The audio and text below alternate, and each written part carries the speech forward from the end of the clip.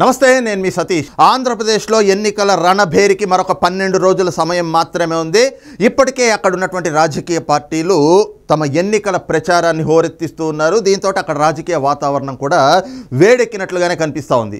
అయితే ఈ ఎన్నికలకి సంబంధించి ఒక కీలక భూమిక పోషించేటువంటి ఈ అంశం ఏమిటి అంటే మేనిఫెస్టో. మరి మేనిఫెస్టో అనేటువంటి అంశం కూడా ప్రజలకు ఏది లబ్ధి చేకూరుస్తుంది అంటే అక్కడ ఉన్నటువంటి అధికార పార్టీ, ప్రతిపక్షం, అలాగా ఉన్నటువంటి రాజకీయ పార్టీలన్నీ కూడా తమ మేనిఫెస్టోని ప్రకటిస్తూ ఉంటారు. మరి ప్రజలు కూడా మేనిఫెస్టోల ఆధారంగా ఎవరికి ఓటేయాలి అనేటువంటిది కూడా నిర్ణయించుకుంటారు. ఈ క్రమంలోనే ఆంధ్రప్రదేశ్లో చూస్తే అధికార వైసీపీ ఒక 3-4 రోజుల క్రితం తమ మేనిఫెస్టోని ప్రకటించింది, విడుదల చేసింది. ఇక నిన్న కూటమి ఏదైతే తెలుగుదేశం, జనసేన, భారతీయ జనతా పార్టీలకు సంబంధించినటువంటి కూటమి ఉందో ఆ కూటమిలో తెలుగుదేశం, జనసేనలు రూపొందించినటువంటి ఉమ్మడి మేనిఫెస్టోని కూడా నిన్న ప్రకటించారు. మరి ఒక్కసారి రెండు మేనిఫెస్టోలు ఏదైతే అధికార వైసీపీ అలాగే కూటమికి సంబంధించినటువంటి మేనిఫెస్టోలో ఉన్నటువంటి అంశాలను ఒక్కసారి విశ్లేషించుకుందాం. అలాగే ఏ మేనిఫెస్టో ప్రజలకు లాభదాయకంగా, ప్రజలకు లబ్ధి చేకూర్చే విధంగా ఉంది అనేటువంటిది కూడా ఆ మేనిఫెస్టోలోని అంశాల ఆధారంగా ఒక్కసారి చర్చించుకునేటువంటి ప్రయత్నం కూడా చేద్దాం.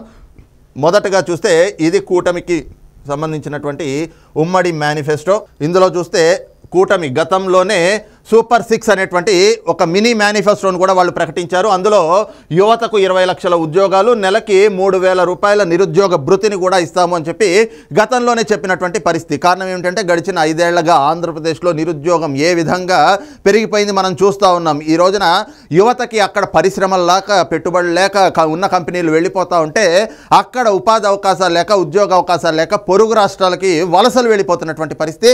అక్కడ కూడా ఉద్యోగాలకి కాంపిటీషన్లో ఉద్యోగ అవకాశాలు దొరకకపోతే స్విగ్గీ, జొమాటోల్లో పనిచేసుకుంటా ఉన్నారు ఉన్నతమైనటువంటి చదువులు చదువుకున్న వాళ్ళు కూడా. అలాంటి పరిస్థితుల నుంచి యువతను బయటపడేసేందుకు పెద్ద ఎత్తున పెట్టుబడులు, పరిశ్రమలు వాటన్నిటిని ఆకర్షించి కంపెనీల్ని తీసుకొచ్చి యువతకు 20 లక్షల ఉద్యోగ అవకాశాలు కల్పిస్తాము, ఉద్యోగ కల్పన చేస్తాము అని చెప్పేసి అయితే కనుక భరోసా ఇస్తూ ఉన్నారు. అదే సమయంలో ఆ ఉద్యోగ అవకాశాలు దొరికే వరకు కూడా నెలకి 3,000 రూపాయల నిరుద్యోగ భృతిని కూడా అందజేస్తామని చెప్పి చెప్తున్నటువంటి పరిస్థితి. అలాగే స్కూల్కి వెళ్ళే ప్రతి విద్యార్థికి ఏడాదికి 15,000 రూపాయల ఇది తల్లికి వందనం అనేటువంటి పథకానికి. అంటే గతంలో చూస్తే జగన్మోహన్ రెడ్డి అమ్మ ఒడి పేరుతోటి 15,000 రూపాయలు ఇస్తాము, ఎంతమంది పిల్లలు ఉంటే అంతమందికి అని చెప్పి జగన్మోహన్ రెడ్డి ఆయన సతీమణి చెప్పారు. కానీ ఏం చేశారు అధికారంలోకి వచ్చాక? కేవలం తల్లికి మాత్రమే దాన్ని పరిమితం చేసి ఆ 15,000ని 13,000 చేశారు. కానీ ఇక్కడ అలా కాదు, ఇంట్లో ఎంతమంది పిల్లలు ఉంటే అంతమందికి 15,000 రూపాయలు ఇస్తాము అని చెప్పేసి చెప్తా ఉన్నారు. అలాగే ప్రతి రైతుకి ఏటా 20,000 రూపాయల ఆర్థిక సహాయం. జగన్మోహన్ రెడ్డి మనం చూసుకున్నట్లయితే ప్రతిపక్షంలో ఉన్నప్పుడు ప్రతిపక్ష నేతగా రైతులకి రైతు భరోసా కింద 12,500 రూపాయలు ఇస్తా అన్నాడు. కానీ అధికారంలోకి వచ్చాక అంటే ప్రజలు అప్పుడు రైతులు ఏమనుకున్నారు? 12,500 రూపాయలు జగన్మోహన్ రెడ్డి ఇస్తాడు రాష్ట్ర ప్రభుత్వం నుంచి. అలాగే కేంద్ర ప్రభుత్వం కూడా కిసాన్ యోజన అని చెప్పేసి 6,000 రూపాయల సహాయాన్ని అందిస్తుంది కదా, 18,500 రూపాయలు వస్తుంది అనుకున్నారు. కానీ జగన్మోహన్ రెడ్డి ఎలా మోసం చేశాడు? 7,500 రూపాయలు రాష్ట్ర ప్రభుత్వం నుంచి ఇస్తూ 6,000 రూపాయలు కేంద్రం ఇచ్చేది కలిపి 13,500 ఇస్తున్నాను, నేను 12,500 చెప్పి 13,500 ఇస్తున్నాను చూడండి అని చెప్పి గొప్పలు చెప్పుకునేటువంటి ప్రయత్నం చేశాడు. కానీ ఇక్కడ అలా కాదు, రాష్ట్ర ప్రభుత్వం 20,000 రూపాయల ఆర్థిక సహాయాన్ని అందిస్తాము అని చెప్పేసి కూటమి అధికారంలోకి వచ్చాక రైతులకి ఏటా 20,000 రూపాయల ఆర్థిక సహాయాన్ని అందిస్తామని చెప్పేసి చెప్తున్నారు. రైతులకి ఈ రోజున పెట్టుబడి కోసం అక్కడ ఇక్కడ అప్పులు చేయాలి, ఎరువుల కోసం అని చెప్పి, లేదంటే కనుక మందు కోసం అని చెప్పి, మిగతా వాటి కోసం ఆ పెట్టుబడికి అప్పు చేయాల్సినటువంటి పరిస్థితి. అలాంటి పరిస్థితులు లేకుండా ఏటా 20,000 రూపాయల ఆర్థిక సహాయం అంటే 5 ఏళ్ళు అయ్యేటప్పటికి ఒక్కో రైతుకి 1,00,000 రూపాయలు ఆర్థిక సహాయాన్ని కూడా అందిస్తూ ఉన్నారు. అలాగే ప్రతి మహిళలకు అంటే 19 సంవత్సరాల నుంచి 59 సంవత్సరాల వరకు ఉండేటువంటి మహిళలకు 1,500 రూపాయలు ప్రతి నెల ఇస్తాము అని చెప్పేసి ఈ లెక్కన చూసుకుంటే ఏడాదికి 18,000 రూపాయలు అంటే 5 ఏళ్ళు అయ్యేటప్పటికి 90,000 రూపాయలు ప్రతి మహిళకి కూడా ఈ రోజున కూటమి అధికారంలోకి వచ్చాక వాళ్ళకి ఆర్థిక సహాయాన్ని చేయబోతా ఉన్నారు. అలాగే ప్రతి ఇంటికి ఏడాదికి 3 గ్యాస్ సిలిండర్లు. ఈ రోజున గ్యాస్ ధరలు పెరిగిపోయినాయి, అందుకే దీపం పథకం కింద 3 గ్యాస్ సిలిండర్లు ఫ్రీగా ఇస్తాము అని చెప్పేసి కూడా చెప్తున్నటువంటి పరిస్థితి, ఉచితంగా. అలాగే మహిళలకు ఉచిత బస్సు ప్రయాణం, రాష్ట్రంలో ఉన్నటువంటి మహిళలకు ఉచిత బస్ ప్రయాణం. ఈరోజు తెలంగాణలో కూడా చూస్తూ ఉన్నాం కదా, మహిళలు ఎంతో ఆనందంగా వాళ్ళు తీర్థయాత్రలకు కానీ లేదంటే ఏమైనా పనుల మీద వెళ్ళాలన్నా కానీ ఆధార్ కార్డు చేతిలో పట్టుకుని వాళ్ళు వెళ్ళిపోతున్నటువంటి పరిస్థితి. ప్రయాణాలు కూడా హ్యాపీగా చేసుకుంటూ ఉన్నారు. ఈ రోజున తెలంగాణలో మహిళల్ని చూస్తే వాళ్ళ ముఖాల్లో ఆనందం కనిపిస్తూ ఉంది. ఏదైతే ఈ ఉచిత బస్సు ప్రయాణం అనేటువంటి పథకం అక్కడ అమలవుతున్నటువంటి తీరు చూస్తే రేపు ఆంధ్రప్రదేశ్లో కూడా ఇదే ఉండబోతా ఉంది. మహిళలు తిరుపతికి వెళ్ళాలన్నా, లేదంటే శ్రీశైలం వెళ్ళాలన్నా, లేదంటే కనుక ఇదైతే విశాఖపట్నంలో ఉన్నటువంటి సింహాద్రి అప్పన్న దగ్గరికి వెళ్ళాలన్నా, ఇలా ఎక్కడికి వెళ్ళాలనుకున్నా కూడా ఉచిత బస్ ప్రయాణం. వాళ్ళకి ఏమైనా పనులు ఉండి అత్యవసరంగా వెళ్ళాలనుకున్నా కూడా ఆధార్ కార్డు చేతిలో పట్టుకుని వెళ్తే సరిపోతుంది. ఆ విధంగా ఈ ఉచిత బస్ ప్రయాణం కూడా వాళ్ళకి ఉపయోగపడబోతోంది. ఇక ఏదైతే సూపర్ 6 అంటూ మినీ మేనిఫెస్టో ప్రకటించిన తర్వాత మళ్ళీ షణ్ముఖ వ్యూహం అంటూ సూపర్ 6 2.0 కూడా ప్రకటించారు. దాంట్లో కూడా చూస్తే ఇంటింటికి రక్షిత తాగునీరు, ప్రతి ఇంటికి కుళాయి కనెక్షన్ ఇస్తాము అని చెప్పేసి చెప్తా ఉన్నారు. అలాగే పూర్ టు రిచ్, పేదలను సంపన్నులను చేసే దిశగా పబ్లిక్ ప్రైవేట్ పీపుల్స్ పార్ట్నర్షిప్. ఇప్పుడు వరకు అయితే P3 అనేటువంటిది చూసాం, పబ్లిక్ ప్రైవేట్ పార్ట్నర్షిప్ అని చూసాం. ఇప్పుడు దాన్ని P4గా అప్గ్రేడ్ చేస్తూ కూటమి అయితే కనుక రేపు అధికారంలోకి వచ్చాక పూర్ టు రిచ్ అంటే పేదవాడిని ఏ విధంగా ధనవంతుణ్ణి చేయాలి, అంటే తనకి తాను ఏ విధంగా స్వావలంబన చెందాలి, తనకి తాను ఆర్థికంగా ఏ విధంగా ఎదగగలడు అనేటువంటి దానికి పబ్లిక్ ప్రైవేట్ పీపుల్స్ పార్ట్నర్షిప్ అని చెప్పి అందరినీ కలుపుకొని తీసుకువెళ్తూ వాళ్ళకి వాళ్ళు ఆర్థికంగా లబ్ధి చెందేలాగా, అంటే వాళ్ళకి వాళ్ళు మెరుగైనటువంటి పరిస్థితుల్లోకి వెళ్ళే విధంగా వాళ్ళ భవిష్యత్తు తీర్చిదిద్దుకునేలాగా ఈ పూర్ టు రిచ్ అనేటువంటి పథకాన్ని కూడా అమలు చేస్తామని చెప్పేసి చెప్తా ఉన్నారు. అలాగే రాష్ట్ర వ్యాప్తంగా స్కిల్ సెన్సెస్ చేపట్టి తద్వారా ప్రజల నైపుణ్యత స్థాయిని పెంచుతాము, ఈ రకమైనటువంటి హామీ కూడా ఇస్తా ఉన్నారు. అలాగే సౌభాగ్య పథకం అంటే చిన్న మధ్య తరహా పరిశ్రమలు, అంకుర సంస్థలు ప్రాజెక్ట్ వ్యయంలో గరిష్టంగా 10 లక్షల వరకు సబ్సిడీ, అంటే పూర్తిగా ఏదైతే చిన్న మధ్య తరగతి అంటే ఏవైతే చిన్న మధ్య తరహా పరిశ్రమలు ఉంటాయో, అంకుర సంస్థలు ఉంటాయో, ప్రాజెక్ట్ వ్యయంలో గరిష్టంగా అంటే వాళ్ళు చేయబోయేటువంటి వ్యాపారానికి సంబంధించి ఆ ప్రాజెక్ట్ వ్యయానికి సంబంధించి పూర్తిగా 10 లక్షల వరకు కూడా సబ్సిడీ రుణాలు ఇస్తాము అనేటువంటి ఇది కూడా చెప్తా ఉన్నారు. అలాగే పూర్తిగా చూసుకుంటే యువతకు కూడా సంక్షేమం, మెగా డిఎస్సి, మరి 5 ఏళ్లలో ఎలాంటి డిఎస్సి ఇచ్చారు ఏమిటి అనేటువంటి చూసాం కదా, ఆ విధంగా మెగా డిఎస్సి ఇస్తామని చెప్తా ఉన్నారు. దానికి సంబంధించి ఉత్తరాంధ్ర, కోస్తా, రాయలసీమ ప్రాంతాల్లో అభివృద్ధి, ఉద్యోగ కల్పనకు ప్రత్యేక ఎంప్లాయ్మెంట్ జోన్లను కూడా ఏర్పాటు చేస్తామని చెప్పేసి చెప్పినటువంటి పరిస్థితి. అలాగే డిజిటల్ లైబ్రరీలు కూడా ఏర్పాటు చేస్తామని చెప్పి చెప్తా ఉన్నారు. ఇక బీసీ డిక్లరేషన్, ఇప్పటికే బీసీ డిక్లరేషన్ కూడా ఇచ్చారు. అదే పాటు దీంతో పాటుగా చూస్తే బీసీలకు రాజకీయ ప్రాధాన్యతనిస్తామని చెప్తా ఉన్నారు. అలాగే బీసీల ఆర్థికాభివృద్ధి, ఉపాధికి ప్రోత్సాహకాలు పునరుద్ధరిస్తామని కూడా హామీ ఇచ్చినటువంటి పరిస్థితి. వీటితో పాటుగా మనం చూసుకున్నట్లయితే ఏదైతే రాష్ట్రంలో చంద్రయ్య యాదవ్, అమర్నాథ్ గౌడ్ ఇలాగ అనేక మంది బీసీల పైన జగన్మోహన్ రెడ్డి ప్రభుత్వంలో ఎలాంటి దాష్టికాలు జరిగినాయి చూసాం. చంద్రయ్య యాదవ్ అలాగే అమర్నాథ్ గౌడ్ని ఎంత కిరాతకంగా హత్య చేశారో చూసాం. అందుకే బీసీలకి ఈ రోజున రక్షణ కరువు అవుతున్నటువంటి క్రమంలో బీసీ రక్షణ చట్టాన్ని కూడా తీసుకొస్తామని చెప్పేసి చెప్తున్నటువంటి పరిస్థితి. తద్వారా బీసీలకి కూడా రక్షణ కల్పిస్తాము, వాళ్లలో కూడా ధైర్యాన్ని పెంచుతాము అని చెప్పేసి కూడా హామీ ఇస్తా ఉన్నారు, భరోసా ఇస్తా ఉన్నారు. అలాగే రజకులకు సంబంధించి ధోబీఘాట్ల నిర్మాణాలకు ప్రోత్సాహకం, విద్యుత్ ఛార్జీల్లో కూడా ధోబీఘాట్ల దగ్గర కూడా వాళ్ళకి సబ్సిడీలు ఇస్తాం, రాయితీలు ఇస్తాము అని చెప్పేసి చెప్తా ఉన్నారు. నిజంగా వాళ్ళు కూడా ఎంతో ఇబ్బందులు పడుతున్నటువంటి పరిస్థితి. ఈ క్రమంలో రజకులకు కూడా ఇది ఒక మంచి హామీగా అయితే కనిపిస్తూ ఉంది. అలాగే మత్స్యకారులకు సంబంధించి ఏదైతే జీవో నెంబర్ 217 వాళ్ళకు గుదిబండగా మారిందో ఆ జీవోని కూడా వెంటనే రద్దు చేస్తామని చెప్పేసి అధికారంలోకి వచ్చిన వెంటనే దాన్ని రద్దు చేస్తామని చెప్పారు. అలాగే వేట నిషేధ విరామం ఏదైతే ఉంటుందో ఆ విరామ సమయంలో కూడా వాళ్ళకి 20,000 రూపాయల ఆర్థిక సహాయాన్ని, ఇప్పటి వరకు జగన్మోహన్ రెడ్డి 10,000 ఇస్తా అన్నాడు కానీ ఎక్కడా కూడా పూర్తి స్థాయిలో అందుతున్నటువంటి పరిస్థితి లేదు. అలాంటి క్రమంలో వాళ్ళకి 20,000 రూపాయలు ఆర్థిక సహాయాన్ని ఇస్తామని చెప్తా ఉన్నారు. అలాగే స్వర్ణకారుల అభివృద్ధికి కొత్తగా కార్పొరేషన్ ఏర్పాటు చేస్తామని చెప్పారు. ఇందాక మనం చెప్పుకున్నాం కదా, ఏదైతే బీసీ కులాల్లో కూడా ఏవైతే ఉప కులాలు ఉన్నాయో పూర్తిగా 140 కులాలు ఉన్నాయి. ఆ 140 కులాల్లో కూడా దామాషా ప్రకారంగా ఏదైతే జనాభాకు సంబంధించినటువంటి దామాషా ప్రకారంగా వాళ్ళ కార్పొరేషన్లు ఏర్పాటు చేసి వాళ్ళందరికీ కూడా ఆ కార్పొరేషన్ల ద్వారా నిధులు మంజూరు చేసి వాళ్ళందరికీ న్యాయం చేకూర్చే దిశగా కూడా అడుగులు వేస్తామని చెప్పారు. అలాగే మహిళల సంక్షేమం పైన కూడా ప్రత్యేక దృష్టి సారిస్తున్నాం. స్వయం సహాయక సంఘాల వడ్డీ లేని రుణాలను 3 లక్షల నుండి 10 లక్షల వరకు పెంపు చేస్తామని చెప్పారు. అలాగే P4 మోడల్లో వాళ్ళకి కూడా ఆర్థికంగా బలోపేతం చేస్తామని చెప్పేసి చెప్తున్నటువంటి పరిస్థితి. అలాగే ఇందాక మనం చెప్పుకున్నట్లుగా బీసీల్లో ఉన్నటువంటి ఈ ఉపకులాలన్నింటినీ కూడా వాటిని పూర్తిగా దామాషా ప్రకారంగా చేనేతలకు కూడా ఈ రోజున చూస్తే పవర్ లూమ్లకు 500 యూనిట్లు, అలాగే హ్యాండ్లూమ్లకు 200 యూనిట్ల వరకు ఉచిత విద్యుత్ని ఇస్తాము అని చెప్పి చేనేతలకు మనం చూస్తూ ఉన్నాం కదా, వాళ్ళకు కూడా ఎంతో కష్టమైపోతున్నటువంటి పరిస్థితి. అలాగే నాయి బ్రాహ్మణులకు కూడా దేవాలయాల్లో పనిచేసేటువంటి నాయి బ్రాహ్మణులకు కూడా 25,000 గౌరవ వేతనం, షాపులకు 200 యూనిట్లు ఉచిత విద్యుత్ని కూడా ఇస్తామని చెప్పినటువంటి పరిస్థితి. ఇక గీత కార్మికులకు కూడా మద్యం షాపుల్లో 10% రిజర్వేషన్ కల్పిస్తాము అని చెప్పారు. అలాగే పాడి రైతులకు కూడా పశువుల కొనుగోళ్లు, దానా, మందులు కొనుగోళ్లపై సబ్సిడీ, ఇన్సూరెన్స్ సౌకర్యాలు కల్పిస్తామని చెప్పారు. ఇక కాపు సంక్షేమం కూడా, కాపులను ఏ విధంగా అణిచివేసిందో ఈ జగన్మోహన్ రెడ్డి ప్రభుత్వం అందరికీ తెలిసిందే. అందుకని కాపు సంక్షేమం పైన కూడా ప్రత్యేక దృష్టి పెట్టి వాళ్ళకి 5 ఏళ్లలో 15,000 కోట్ల రూపాయల నిధులు కేటాయించి కాపుల సాధికారతకు, అభివృద్ధి కోసం చర్యలు చేపడతామని కూడా చెప్పారు.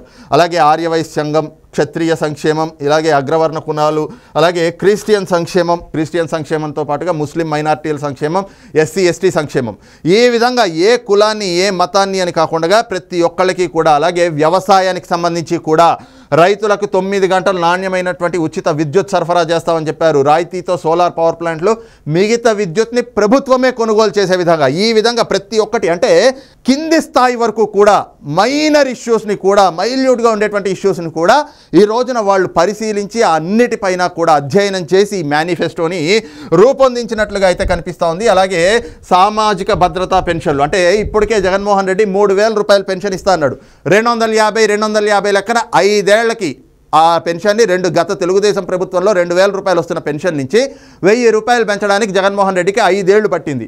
కానీ ఈ రోజున 3,000 ఉన్నటువంటి పెన్షన్ని 4,000 రూపాయలకి అధికారంలోకి వచ్చిన వెంటనే పెంచుతాము, ఏప్రిల్ నుంచే అది అమలు చేస్తామంటే ఈ నెల నుంచే అమలు చేస్తామని కూడా చెప్పినటువంటి పరిస్థితి. అలాగే దివ్యాంగులకి 6,000 రూపాయల పెన్షన్ పెంచుతాం, దివ్యాంగులకి ఇచ్చేటువంటి సామాజిక పెన్షన్ని 6,000 రూపాయలకు పెంచుతామని కూడా హామీ ఇస్తూ ఉన్నారు.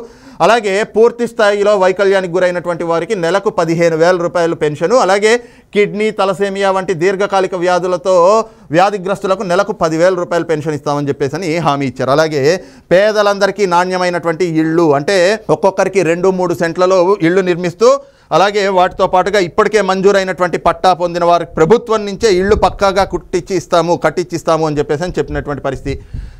ముఖ్యంగా ఈ రోజున జగన్మోహన్ రెడ్డి ప్రభుత్వం ఏదైతే గనక ప్రజల ఆస్తులు దోచేయడానికి తెచ్చినటువంటి ల్యాండ్ టైటిలింగ్ యాక్ట్ ఏదైతే ఉందో ఆ యాక్ట్ని ఇప్పటికే అనేక మంది న్యాయవాదులు కూడా దీనిపైన విధులు బహిష్కరించి దానిపైన పోరాటం చేస్తున్నటువంటి పరిస్థితి. ఈ క్రమంలో ఆ యాక్ట్ని కూడా రద్దు చేస్తామని చెప్పారు.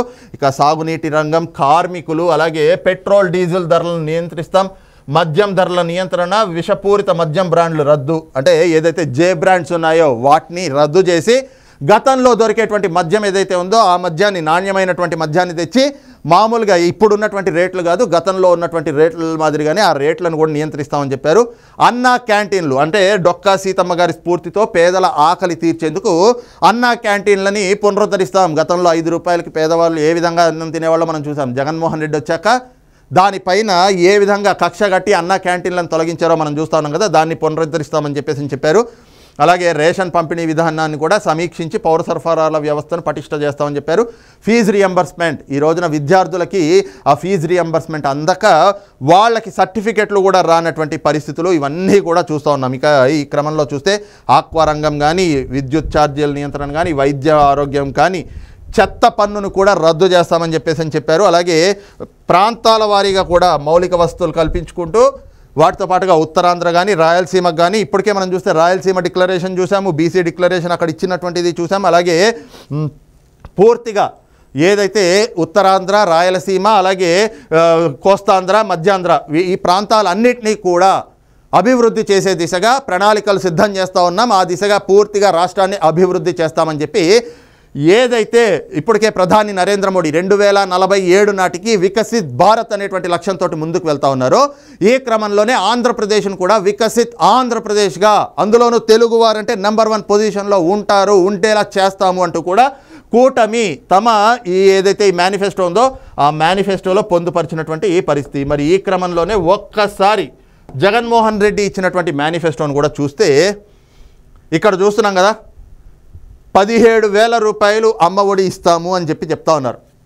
కానీ నమ్మసఖ్యంగా ఉందా, నమ్మే విధంగా ఉందా, నమ్మగలుగుతామా అని చూస్తే ఎక్కడా కూడా నమ్మేటువంటి పరిస్థితి లేదు. కారణం ఏమిటి అంటే గతంలో 15,000 ఇంట్లో ఎంతమంది ఉంటే అంతమందికి ఇస్తామని చెప్పారు. కానీ ఈ రోజున ఇంట్లో ఒక్కరికి మాత్రమే వస్తున్నటువంటి పరిస్థితి. అది కూడా 15,000 ఇస్తున్నారా?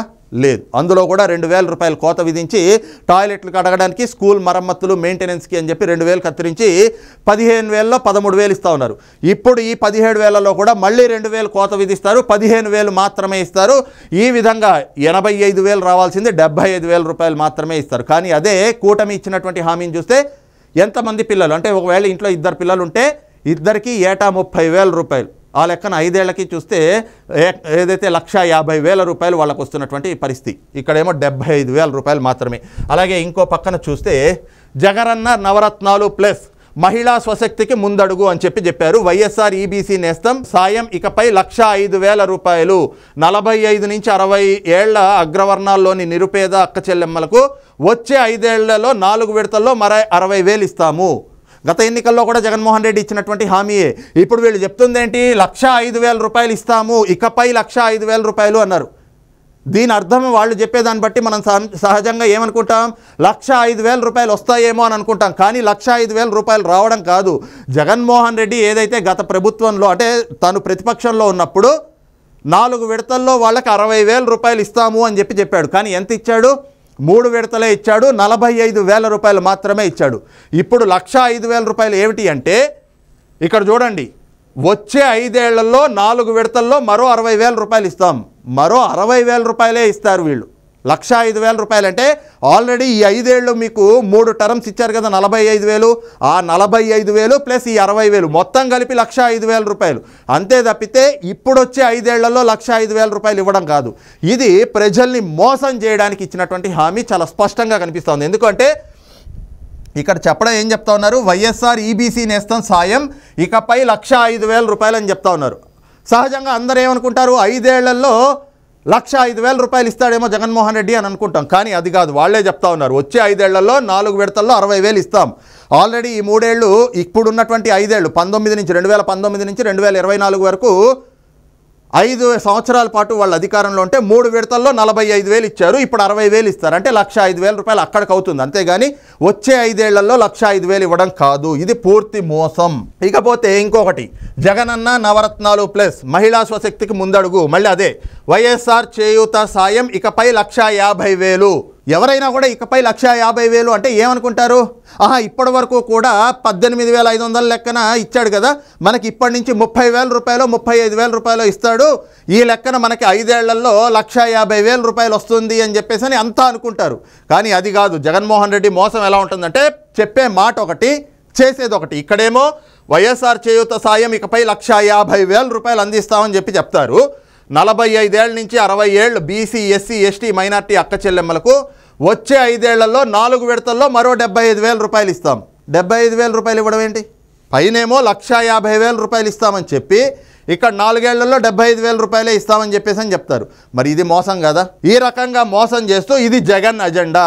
ఏమిటి ఆయన ఎజెండా అంటే చెప్పే హామీ ఒకటి, అమలు చేసేది ఒకటి, అధికారంలోకి వచ్చాక ఇంకెవళ్లే మనల్ని అడిగేది అని చెప్పి అవి కూడా బటన్ నొక్కుతున్నా అని చెప్తాడు. ఆ బటన్ నొక్కినా కూడా ఒక్కసారిగా డబ్బులు పడతాయంటే లేదు, అవి కూడా ఈఎంఐలు పడ్డట్టుగా విడతల వారీగా పడతాయి. ఇక్కడ చాలా క్లియర్గా చూడండి ఎంత నేగ్గా మోసం చేస్తూ ఉన్నాడంటే వైఎస్ఆర్ చేయూత సాయం ఇకపై 1,50,000 రూపాయలు అని చెప్పి వచ్చే 5 ఏళ్లలో 4 విడతల్లో మరో 75,000 రూపాయలు మాత్రమే ఇస్తాం అని చెప్తా ఉన్నారు. ఇది మోసపూరితమైనటువంటి హామీ. అలాగే చూస్తే జగనన్న అమ్మ ఒడి ఇందాక మనం చెప్పుకున్నాం కదా, 17,000 రూపాయలు అంటా ఉన్నాడు, 85,000 రూపాయలు ఇస్తా అంటున్నాడు. కానీ అది కేవలం 75,000 రూపాయలు మాత్రమే ఇచ్చేటువంటి పరిస్థితి. ఇకపోతే వైఎస్ఆర్ కాపు నేస్తం ఏదైతే కాపులకి విదేశీ విద్య లేకుండా చేశాడు, ఎస్సీ, ఎస్టీ, బీసీ, మైనార్టీలకు సంబంధించినటువంటి ఎన్నో పథకాలన్నీ కూడా రద్దు చేశాడు. ఈ రోజున కాపు నేస్తం పేరుతోటి ఇకపై 1,20,000 రూపాయలు, కాపు నేస్తం ఇకపై 1,20,000 రూపాయలు అని చెప్తా ఉన్నాడు. అందరూ ఏమనుకుంటారు? ఇప్పటి వరకు 60,000 ఇచ్చాడు కదా గడిచిన 5 ఏళ్లలో, ఇప్పుడు 1,20,000 ఇస్తాడు అని అనుకుంటారు. కానీ అది కాదు. వచ్చే 5 ఏళ్లలో మరో 4 విడతల్లో 60,000 రూపాయలు మాత్రమే ఇస్తాం. అంటే ఆల్రెడీ మీకు ఇంతకుముందు ఇచ్చిన 5 ఏళ్ళు, ఈ 5 ఏళ్ళు 10 ఏళ్లకి కలిపి 1,20,000 రూపాయలు అవుతుంది. కానీ ప్రకటన మాత్రం ఎట్లా చేస్తారు? ఇప్పుడు మేము అధికారంలోకి వస్తే 1,20,000 రూపాయలు మీకు లబ్ధి చేకూరుతుంది అని చెప్పి ప్రకటనలు చేస్తారు. కానీ వాస్తవం ఏమిటి? వాళ్ళు ఇచ్చేది 60,000 రూపాయలు మాత్రమే మళ్ళీ ఇప్పుడు అధికారంలోకి వస్తే. అదే గనక కూటమిని చూస్తే వాళ్ళు పూర్తిగా ఏదైతే గతంలో కాపుకి ఈబీసీల నుంచి రిజర్వేషన్ ఇచ్చారు, 5% రిజర్వేషన్ ఇస్తే అది రద్దు చేశాడు. కాపులకు విదేశీ విద్య ఉండేది. అసలు జగన్మోహన్ రెడ్డి 2019లో నవరత్నాలు అని పెట్టాడు, ఇప్పుడు నవరత్నాలు ప్లస్ అంటున్నాడు.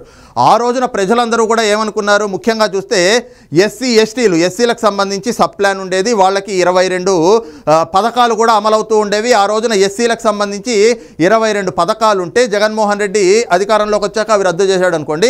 అవి కాకుండా ఎస్సీ, ఎస్టీ, బీసీ, మైనార్టీలు, ఓసీలు, కాపులు వీళ్ళందరికీ కలిపి మొత్తం 144 పథకాలు అయితే అమలవుతూ ఉండేవి. మరి ప్రజలు కూడా జగన్మోహన్ రెడ్డిని నమ్మి నవరత్నాలు అన్నాడు కదా, ఈ 144 హామీలు నెరవేరుస్తూ వీటన్నిటిని ఇలాగే అమలు చేస్తూ వీటితో పాటు నవరత్నాలు కూడా ఇస్తారు అని చెప్పేసి అనుకున్నారు. కానీ ఇక్కడ ఏం జరుగుతూ ఉంది, జగన్మోహన్ రెడ్డి అధికారంలోకి వచ్చాక ఆ 144 హామీలని రద్దు చేసేసి నవరత్నాలు అని పెట్టాడు. వీటితోటి వాళ్ళకు వచ్చేటువంటి ఏదైతే ప్రయోజనాలు ఏవైతే ఉన్నాయో అవి పూర్తిగా రద్దయిపోయినటువంటి పరిస్థితి.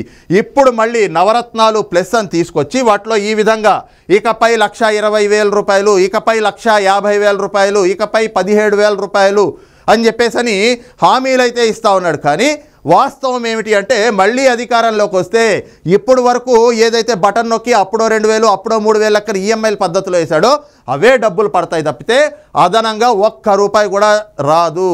ఇది చెప్పకనే చెప్తా ఉన్నారు. రేపు మళ్ళీ ఇగో ఇది చూసినప్పుడు కన్ఫ్యూజన్ క్రియేట్ చేయడానికి వైఎస్ఆర్ కాపు నేస్తం సాయం ఇకపై 1,20,000 రూపాయలు అన్నారు. వచ్చే 5 ఏళ్లలో 4 విడతల్లో మరో 60,000 ఇస్తాము అంటున్నారు.